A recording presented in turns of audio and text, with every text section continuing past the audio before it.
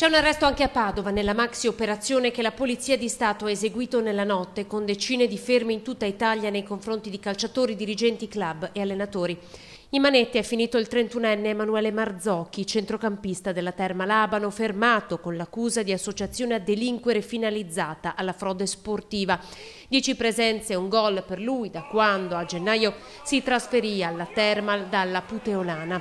Non ci sarebbero però per ora partite della squadra aponense tra quelle nell'occhio del ciclone.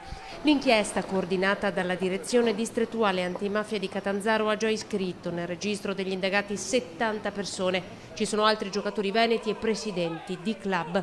Il direttore sportivo Enrico De Nicola, responsabile tecnico dell'Aquila Calcio, è considerato uno degli uomini chiave dell'inchiesta, è stato arrestato questa mattina a Venezia. Un reticolato sistema di corruzione che offende chi crede nei valori sani del calcio. Così è stato definito il quadro d'indagine dal direttore della prima divisione del servizio centrale operativo della Polizia. Ma nuovi inquietanti particolari potrebbero emergere nelle prossime ore. Gli inquirenti hanno insistito sulla contiguità tra mondi assolutamente distanti tra loro, che avevano però un unico comune interesse, quello di fare guadagni illeciti attraverso le scommesse.